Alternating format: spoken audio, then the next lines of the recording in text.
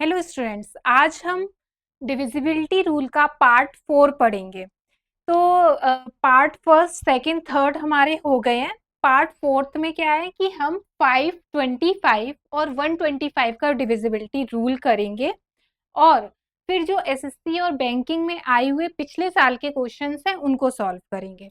तो सबसे पहले 5 का डिविजिबिलिटी रूल क्या होता है कि इसमें कोई भी नंबर है उसकी अगर लास्ट डिजिट 0 और 5 है तो वो 5 से डिविजिबल हो जाएगा। जस्ट 69437 ये हमारा एग्जाम्पल है। तो इसके लास्ट में अगर 5 है तो दैट मीन्स कि ये 5 से डिविजिबल है। अब 25 का डिविजिबिलिटी रूल क्या है कि लास्ट के दो डिजिट, अगर लास्ट के दो डिजिट 25 से डिविजिबल हैं दैट मीन्स 75, तो वो पूरी संख्या जो है वो 25 से डिविजिबल होगी।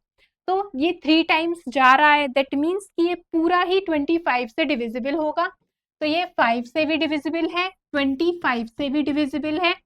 फिर हमारा 125 आता है। 125 में अगर लास्ट की 3 डिजिट्स अगर डिविजिबल है 125 से तो वो पूरा नंबर 125 से डिविजिबल होगा। तो ये 3 डिजिट 375 125 से 3 टाइम्स जा रहा है दैट मीन्स ये पूरा नंबर 125 से भी डिविजिबल होगा। जैसे कि हम लोगों ने पार्ट फर्स्ट में 2 4 8 इनका डिविजिबिलिटी रूल पढ़ा था ना कि लास्ट डिजिट सेकंड लास्ट और सेकंड 3 लास्ट डिजिट, मतलब लास्ट 3 डिजिट, वैसे ही यहाँ पर रहेगा। अब आइए क्वेश्चन सॉल्व करते हैं। तो क्वेश्चन हमारा क्या है कि हाँ जी, तो क्वेश्चन हमारा है कि दिस ये संख्या है डिविजिबल बाय 125, तो हमें वैल्यू स्टार की पता करनी है। तो अब 125 से लास्ट की 3 डिजिट अगर डिविजिबल हो रही है तो समझ लो ये पूरी संख्या डिविजिबल होगी। तो आप अब स्टार की जगह वैल्यू पुट करके रखिएगा 0 1 2, लेकिन हमें ऑप्शन दिए गए हैं, 4 ऑप्शन दिए गए हैं। तो अब इस 4 ऑप्शन में आप एक एक करके पुट करना, देखना कौन सी डिविजिबल है और जो संख्या डिविजिबल हो जाएगी वो आपका आंसर हो जाएगा।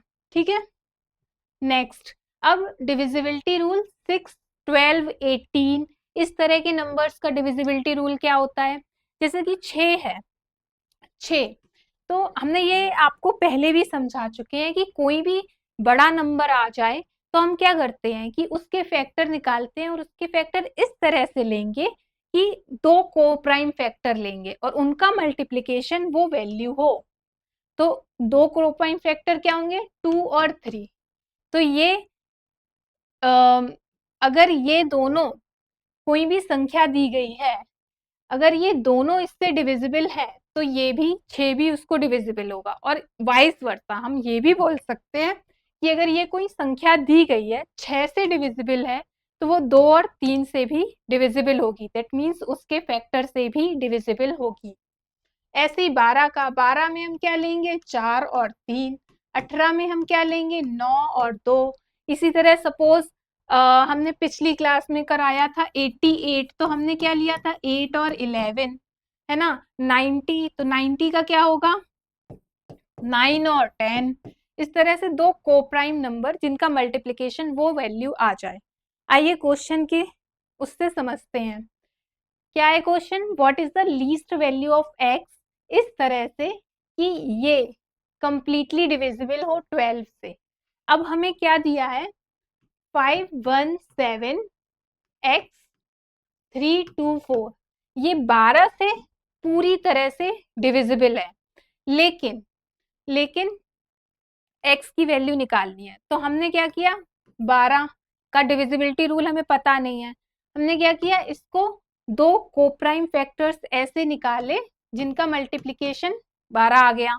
तो 4 और 3 कोप्राइम मतलब समझते हो ना कि दो ऐसी वैल्यूज जिनका हम एचसीएफ लें तो 1 आए। तो ये हो गया हमारा। ठीक, अब क्या है कि ये 12 से डिविजिबल है, दैट मीन्स ये अपने फैक्टर से इसके सारे फैक्टर्स इस नंबर को डिवाइड करेंगे।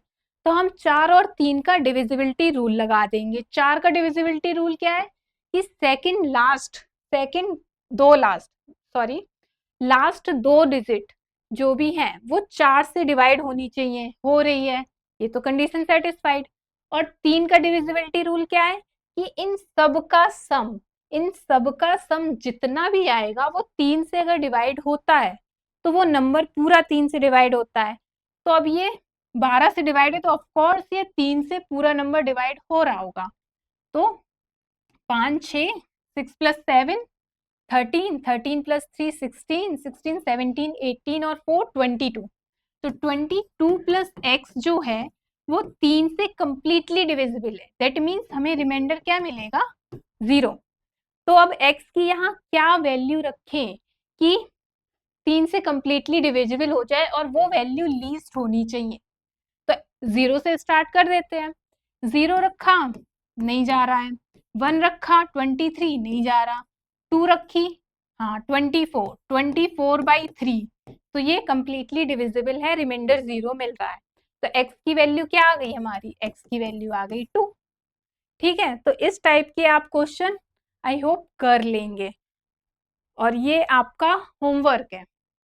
अब एक बार हम समझा देते हैं। 11 डिजिट है, अब यहाँ पे 90 दिया गया है और इसकी वैल्यू फाइंड करनी है। तो 90 का हम कैसे निकालेंगे, दो कोप्राइम फैक्टर लिए 9 और 10। अब सबसे पहले हम 10 की डिविजिबिलिटी देखेंगे। तो 10 के लिए क्या चाहिए, लास्ट में 0 होना चाहिए, तो वो 10 से डिविजिबल होगा। तो लास्ट में 0, दैट मीन्स यहाँ हमें y की वैल्यू पता चल गई कि y इज इक्वल टू 0 हो जाएगा। और 9 की डिविजिबिलिटी निकालना सीखा था ना सेकंड पार्ट में कि सभी का हमने सम कर दिया और फिर जो सम आया डिजिटल सम, अगर वो 9 से डिवाइड हो रहा है तो वो पूरी संख्या डिवाइड हो जाएगी। तो आप अब करिएगा। अब हमने इतना सारा हिंट दिया है, आपको आंसर कमेंट करना है कि इन सब का सम करके फिर क्या x और y की वैल्यू आएगी और 4x प्लस 5y का आंसर क्या होगा। ठीक है, थैंक यू।